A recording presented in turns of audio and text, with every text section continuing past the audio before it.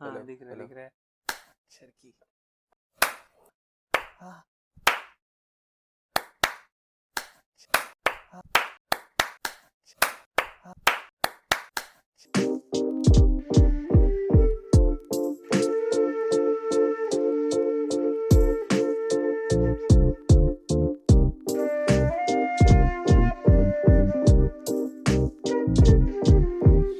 Okay क्या कह रहे थे तुम फिर से बोले तेरा intro hello welcome to another episode of Listen to This, and we're finally back home, both of us together. So one of our very first listeners, Dhwani Parik, she was one of the first ones who reached out to us on Instagram and offered to help us. She wanted to be a part of this podcast as well. उसने हमारे लिए एक template भी बनाया which we have been following since the last few episodes, and she's written this episode. right yes so thank you Dhwani for your help and soon we are gonna have Dhwani on the show. So आज का हमारा theme क्या है? We have a composer from the bygone era today जिनका नाम है जयदेव. मतलब इतना तो पता था हमें कि Jaidev was a very underrated music composer, क्योंकि उस टाइम के म्यूजिक कंपोजर्स के अगर तुम नाम बोलो तो आर डी बर्मन, लक्ष्मीकांत प्यारेलाल, नौशाद, हाँ एस डी बर्मन, हाँ all these come up in your mind, but not Jaidev. हाँ और इनकी हम मेरे ख्याल से हमें शक्लें भी पता हैं काफी इनकी लोगों हमें की. शक्लें भी पता है. हाँ जयदेव की शक्ल भी नहीं पता हाँ, होगी काफी correct, लोगों को. और correct. जयदेव की तो वही मेरे पापा ने हमें अभी बताया कि Jaidev has only given music for 35 movies. Right. जो हमने इस एपिसोड में भी कुछ गाने ऐसे लिए हैं जो कि सुने होंगे, सबने सुने होंगे, हाँ. बट ये नहीं पता होगा कि जयदेव Correct, का music. correct. So I think on that note, let's go to the first song. Cool. So the first song is a very popular song. Contrary to what our podcast is all about, that we take only underrated songs, we've taken the song just for the sole purpose that this is composed by a very underrated person, Jaydev. Yes. And the song is Abhi Na Jao Chhodkar, from the movie Hum Dono, which came out in 1961. अभी ना जाओ छोड़कर के दिल अभी भरा नहीं. It had Devanand and Sadhana, the one with the very popular Sadhana cut haircut, हाँ. जो मेरा भी हुआ करता था एक टाइम स्कूल में. नर्सरी में. और मेरे को याद है, मेरे कोई आंटी आते थे घर पे तो वो ऐसे बोलते थे कि क्या है इसको साधना कट करवा देते हो बार. ये सही है. So very it's such a lovely song. In fact, Shah Rukh Khan has endorsed this song as his most favorite romantic song ever. Interesting. मेरे को याद है कि ये this song was recently used in this movie मौसम. अच्छा. जो शाहिद कपूर की एक मूवी आई थी ना, उसमें it had a version by Shreya Ghoshal. अच्छा. हाँ. बहुत लोग कवर कर, मतलब recently in the last I think 3-4 years I've seen a lot of people covering this song also. मैंने actually, what's your first memory of this song? मेरे को पता नहीं यार, मेरे को ऐसा लगता है कि मैंने recently actually किसी कवर का ही याद आ रहा है मेरे को कि I saw some cover of some person and I was like कि यार ये गाना तो बहुत अच्छा है. फिर मैंने मॉम के साथ डिस्कस किया, मॉम के साथ गाया बैठ के, तब मेरे को ये रियलाइज हुआ कि जितना पुराना गाना है ये, उतना पुराने तरीके से गाया नहीं गया. ओरिजिनल गाना बहुत मॉडर्न फील होता है somehow मेरे को, क्योंकि बहुत प्लेफुल गाना है. It's romantic but it's very playful, like two people, you know, two lovers are having this. Playful गाना है एक्चुअली. अगर तुम उसका पहले वीडियो जो मूवी का गाना है उसका तुम सिनेमेटोग्राफी देखो तो लगता है कि it's a very playful song, जबकि मेरे को when I hadn't seen the video मेरे को लगता था कि थोड़ा सीरियस का गाना होगा ये, कि थोड़ा गमगीन. And it's sung by Asha Bhosle and Mohammad Rafi. Correct. और मेरी फर्स्ट मेमोरी इनफैक्ट इस गाने की है कि शायद मैंने ये जो इंडियन आइडल सीजन 1 में अच्छा किसी को सुना था, शायद may be Rahul Vaidya. Oh okay. हाँ, हो सकता है. शायद तब से मेरे को ये गाना पता है कि ये गाना अभी ना जाओ छोड़कर. और शायद एक he used to sing this एहसान तेरा होगा मुझ पर. ये तो बहुत गाता था. याद है मेरे को. And also one thing I remember with this song is which we are going to talk more about in the next song. So this is written by Sahir Ludhianvi, who is a legendary lyricist. songwriter. Yes. Yeah. And in the next song we are going to talk about something very specific. So this was the first song, Abhi Na Jao Chhodkar, from the movie Hum Dono. Moving on to the next song, again from the same movie, Hum Dono. The song is Kabhi Khud Pe Kabhi Halat Pe Rona Aaya. कभी खुद पे कभी हालात पे रोना आया, कभी खुद पे. So इस गाने पे मैंने कभी इतना ध्यान नहीं दिया, कभी हमेशा सुना था ये गाना, और शायद हमेशा सिर्फ जो उसका वो है मुखड़ा वो सुना, बस वही सुना है, बस वही सुना था. बट अभी recently I saw this interview, Zakir Khan's interview, the comedian. Yeah. After his show Tathastu, so this was a promotional interview for Tathastu. Right. तो उसने he picked this song, पता नहीं क्या किस context में, कि हाँ I think he was talking about कि poets का काम ही होता है जो difficult emotions हैं उनको easily बयां convey कर देना. Correct. कि हमारा काम ही है कि जो आप लोग नहीं बात कर पा रहे हो हम कर देते हैं. तो वो ऐसे 4-5 लाइनर्स गाने की बोलता है और मैं एकदम ऐसे फ्लैट हो गया था कि ये क्या गाना है, क्या लाइनें हैं कि कभी खुद पे कभी हालात पे रोना आया, बात निकली तो हर एक बात पे रोना आया, हम तो समझे थे कि हम भूल गए उनको, हम तो समझे थे कि हम भूल गए उनको, क्या हुआ आज ये किस बात पे रोना आया. सही बात. फिर एक है कौन रोता है किसी और की खातिर है दोस्त, कौन रोता है किसी और की खातिर है दोस्त. ओके. सबको अपनी ही किसी बात पे रोना है. क्या बात है. तो मतलब मतलब एक तरीके से सेल्फिशनेस दिखा रहे हैं इंसान की कि हाँ मतलब सिंपैथी नहीं होती है, बट आप खुद के लिए रो रहे होते हो आप. हाँ कि उससे रिलेट करके. हाँ ये मतलब सोचो यार, it's so deep. This is Sahir Ludhianvi that I was talking about, कि Sahir Ludhianvi की इस बात के बाद actually what Naman has pointed out, I have also listened to that episode. उसके बाद से मैंने नोटिस करना शुरू कर दिया साहिर लुधियानवी के लिरिक्स को और ज़्यादा. तो अब मैं जो भी गाने सुनता हूँ साहिर लुधियानवी का, तो मैं सुनता हूँ गौर से कि भाई क्या बात हो रही है, सुन लेता हूँ, may be it's something very deep. तो एक ये चीज़ हो गई बहुत अच्छी. साहिर लुधियानवी ने मतलब DDLJ तक के गाने लिखे हैं, तो he has been writing songs since forever. तो जिस किसी ने भी नहीं सुना ये गाना उसके लिए मस्ट, या फिर सुना भी हो अगर तो एक बार फिर से सुनो, गौर से सुनो. और इस गाने की हर एक लाइन इट्स सो मीनिंगफुल और you will relate with each line. Correct. And already we have hit upon this wide spectrum कि हम पहला जो गाना बात कर रहे थे वो romantic और playful था, and this is very sad and contemplative. Exactly. Second song is कभी खुद पे कभी हालात पे, from the same movie हम दोनों, by Mohammad Rafi. Okay.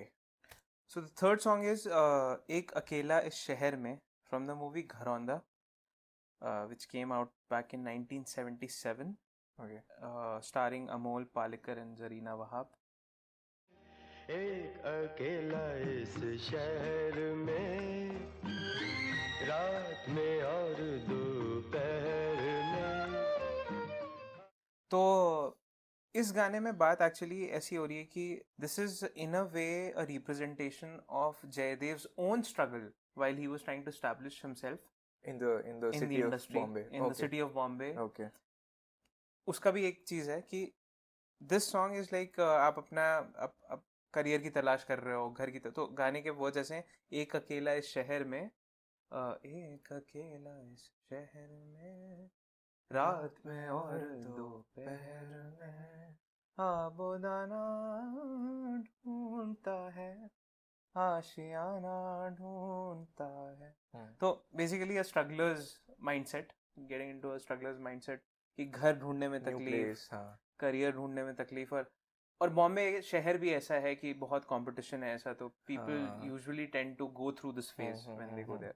तो this song is a good representation of that in a way. Nice. Although it is written by Gulzar. Oh, it's written by Gulzar? Yes, I didn't it's know. Written by Gulzar and sung by Bhupender Singh. Bhupendra Singh की भी मेरे को ये particular आवाज, क्योंकि Bhupendra Singh like all the singers, he also matured over time. But ये ऐसा मेरे को लगता है कि बहुत young भूपिंदर है. और बहुत ही अनकन्वेंशनल आवाज थी भूपिंदर सिंह की एक्चुअली. मतलब he wasn't similar to any of the other voices in the industry at that time or even now. ऐसी कोई बहुत रेयर आवाज है. बहुत ही मतलब ऐसा लगता है कि ट्रेंड आवाज नहीं है. पता नहीं, ट्रेंड आवाज नहीं है. एक निज़ालिटी सी दिखती है एक आवाज में कुछ, जो कि हमेशा नहीं अच्छी लगती है मेरे को. बट इस पर्टिकुलर गाने में I like this. I think this is a good song. I tend to go back and listen to this song again and again. तो सॉन्ग नंबर 3. सॉन्ग नंबर 3 एक अकेला इस शहर में फ्रॉम द मूवी घरौंदा. The next song एक बहुत अव्वल दौर की मेरी फिल्म थी, मुजफ्फर अली साहब की पहली फिल्म थी. जी. गमन, जिसमें श्वेता जी थी और जलाल आगा थे. जी. और मैंने भी एक रोल किया था. उसका एक गीत है, सीने में जलन, आंखों में तूफान सा क्यों है. जी. इस शहर में हर शख्स परेशान सा क्यों है. तो लगभग मुंबई की दास्तान भी है ये. जी. और शहरियार साहब ने बेहद अच्छा लिखा था. और जयदेव साहब मरहूम बहुत गुणी आदमी थे, उनकी धुन थी. तो वो गाना सुन लेते हैं. सुरेश वाडकर जी की. जी हाँ, बहुत अच्छा गाया था. सीने में जलन, आंखों में तूफान सा क्यों है. इस शहर में हर शख्स परेशान सा क्यों है. And very similar to this previous song, where the feel actually the feel is the same actually. Same. The first line is सीने में जलन, आंखों में तूफान सा क्यों है. तो वही कि struggler's mind exactly. And this is I think Suresh Wadkar's second song in the Hindi film industry. Right. And he also won the Sur Singer competition, which was judged by Ravindra Jain and Jaydev. Achha, so that's how he got a break. So Jaydev was the one who gave him this break because of this competition. Oh wow, nice. In fact, Jaydev was himself a national award winner. I think he's won the national award thrice. 3 times. Correct. And this is also one interesting point. This will link to our bonus track that we have. So he was also known as the poet's composer. Achha, okay. So he was known to collaborate with poets, right? Correct. So he has also done many non-film things. Okay. A very famous example is Madhushala. Harivansh Rai Bachchan. Correct. So he's done the entire Madhushala. Entire महाकाव्य का पूरा जो संगीत है वो जयदेव ने दिया था. तो yes, interesting. Because I've only heard Amitabh Bachchan recite bits of Madhushala, but I've never heard it. It's a form of a song. Yeah, it's a song. Okay, nice. It's a mahakavya in a song, literally. So it's a different thing. Awesome, yaar. Yeah. So that was song number 4. Seene Mein Jalan. Seene Mein Jalan, a very, very favorite song of mine that I also like to sing a lot. Okay. Yeah. Cool. Seene Mein Jalan from the movie Gaman. Written by Shahryar Rumi. Moving on to the 5th song. This song is called Zindagi Mere Ghar Aana, and this is from a movie called Dooriyan. Aana zindagi mere ghar aana zindagi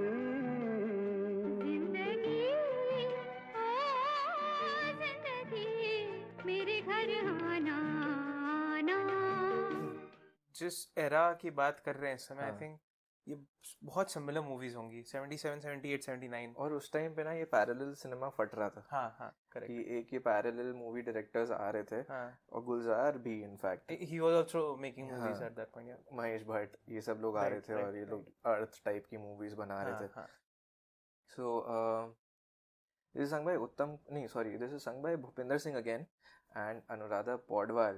So 1979, Anuradha Paudwal, I didn't know she's a veteran. She is. Yeah.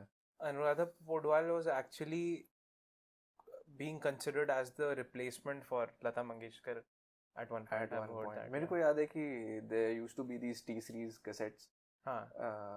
भजन आते थे उसमें, और उसमें वो सारे अनुराधा पौडवाल के होते थे. And the other song, Anuradha Paudwal in fact used to sing for all these Mahesh Bhatt movies. Right, right. Ashiki and all. These are हाँ all हाँ, correct, correct, Anuradha correct. Podwal Correct. songs. Yes, yes, yes. Yeah. Yes. Before she got entirely into Entirely into TCs bhajans. and bhajan. हाँ. Right, right, right. हाँ, तो Background. this song is actually somewhat similar to एक अकेला शहर में, मेरे को लगता है, because of भूपेंद्र's voice texture हो सकता है. शायद, और हो सकता है राग भी थोड़ा सा similar हो इन दोनों का, maybe. But one interesting thing that I noticed about this is that it is written by Sudarshan Fakir. तो सुदर्शन फाकिर का ऐसा है कि I recently found out, जो ऐसे कुछ गाने मेरे को मिले हैं या कुछ गजलें ऐसे मिली मेरे को, जो मेरे को पता लगी सुदर्शन फाकिर ने लिखी हुई हैं. तो इसलिए इस गाने की इज्जत और बढ़ गई मेरे लिए. One trivia about this song, that if you guys have seen this movie called 102 Not Out, which had Amitabh Bachchan and Rishi Kapoor. Amitabh Bachchan was playing Rishi Kapoor's dad. This song plays in that movie in the background. Right. It's a good song. Like if you listen to the entire song, बहुत प्यारे lyrics हैं इसके. Yeah. Trivia से मेरे को याद है कि did you know कि Jaidev was the one who launched Hariharan Okay. in the Hindi film industry, और मेरे को इससे पहले तक पता था कि Rahman was the one who got Hariharan into film music. And before that, Hariharan used to be a ghazal singer. Right. He entered film music in the 90s, but this movie is from 1979, and this song was अजीब सानेह मुझ पर गुजर गया. Okay. Interesting. Interesting चीज इसकी ये है कि अगर तुम ये गाना सुनो तो this song is the melody of this song is exactly the same as कभी खुद पे कभी हालात पे. Okay. तो ये सुनना. Super interesting. These were the 5 songs, and now we'll move on to our bonus song.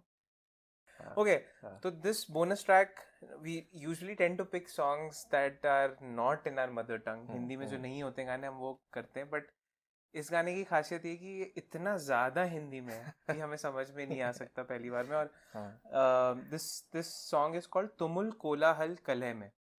It was sung by Asha Bhosle somewhere between 1971 and 1974. तुमुल कोलाहल कलह में मेरे दिल की बात रे मन. This is a poem by Jaishankar Prasad. Actually, ये पूरा एक महाकाव्य है कामायनी के नाम से. तो this poem has been written by from the perspective of your conscience. और इस महाकाव्य में ऐसा एक scene है शायद कहीं जिसमें Manu, the first human, is roaming around somewhere, and the first and only human. And there's a lot of chaos that he's dealing with in his mind, and he's like कोलाहल का मतलब chaos है. तो and then his conscience talks to him, and this song actually is about that, कि इस सारे chaos में कैसे वो शांति आ रही है जो उसकी बात है. यार, बहुत तो मेरे को भी interesting पढ़ने का concept मन कर रहा है. हो सकता है. तो but also one thing that comes out of this is कि 71 में there was non-film music. अच्छा, okay, so ये उस Indie टाइम का music. indie music है. ये उस टाइम का indie music है in a way. Oh. It didn't belong to any film. And that's why going back to that, linking back to the point of the poet's composer, that a Jai Shankar Prasad or a Harivansh Rai Bachchan would go to Jaidev if they wanted a song for their poem. तो ये इनका status था, which is I think very interesting. Nice, interesting. Yeah. Awesome. So these were the 6 songs for this week.